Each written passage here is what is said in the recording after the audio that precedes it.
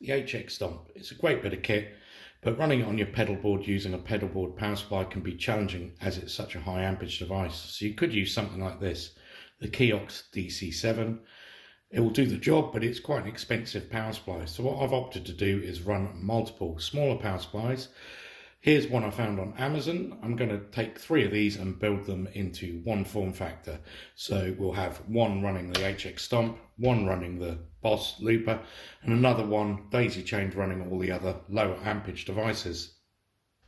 So I want something small. It's going to fit under the pedal board. Here we go.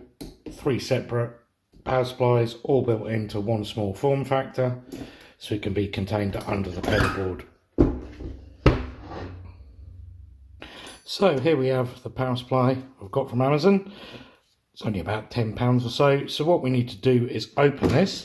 So I'm just going to use a normal knife from the kitchen, put it across the seam at the top and hit it with a hammer until it starts to split.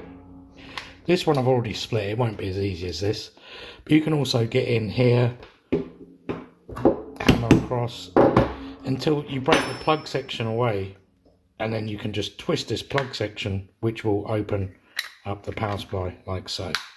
So just repeat that with all 3 of them. And what we're going to do, I'm probably going to use these cases, so we'll glue these together, and it's going to be quite a small form factor. And we'll just need to link up the mains inputs, and then we can just route the outputs to where we want. And now just glue these cases together. So the next part is just to make some longer cables so we can link them together. Just using a bit of old mains cable I've found here. So I'm stripping off the insulation of this. If you pull the 2 cores apart, so we're just going to solder some links on. Effectively what I want to do, this is a mains cable. This is going to come out and go to mains, and then we want to bridge the negative I'm doing here to each power supply. So I'm just going to put these 2 together, bit of heat shrink, and just touch solder it onto here.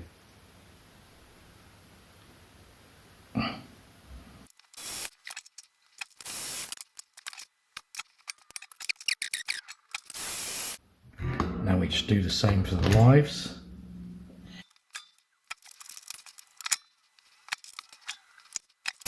So that's the mains links pretty much done, that's the wiring done. You can now sit these back in our glued bases.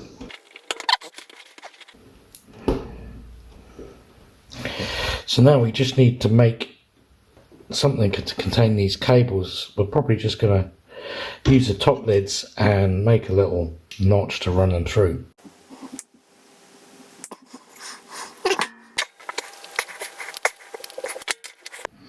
So I'm starting with the easy one first. Put our cover, we've got the notch in. Yeah, well, that seems to be good, so I'm going to glue them.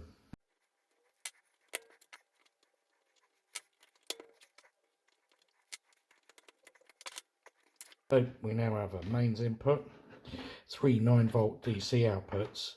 What I'm going to do is run my HX Stomp off this one, my Boss Looper off this. This one I'm going to put some daisy chains on so I can run my input switches and my MIDI switch.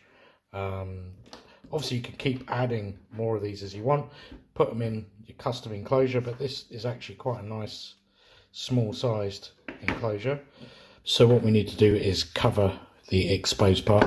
I'm just going to use a bit of old ice cream container to cut and glue on.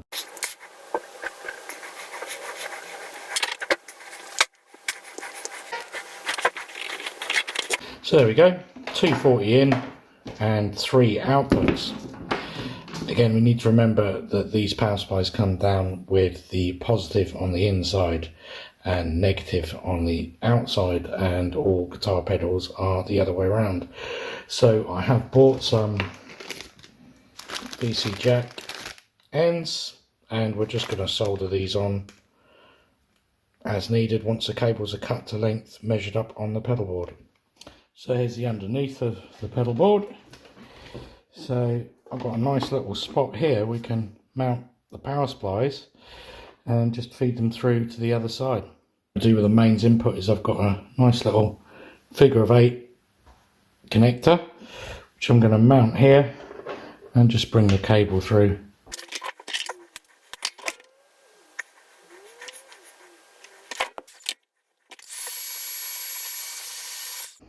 And I'll just put some pedal board grip tape on here, put it in place. So here we are all finished. As you can see, it's a nice neat form factor. Put a few cable ties in to keep everything nice and neat.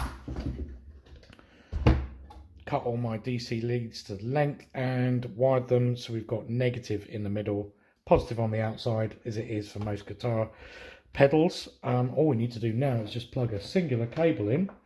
No external power bricks are needed. We now have complete separation for all our devices. 2 amps going to our HX Stomp, 2 amps going to our RC500, which is absolutely ample. And the whole thing's cost me under £30. Could have easily spent £200 on a pedal board power supply, but this has been a very cheap and effective and neat solution. I hope you've enjoyed watching the video, and I'll see you in the next one.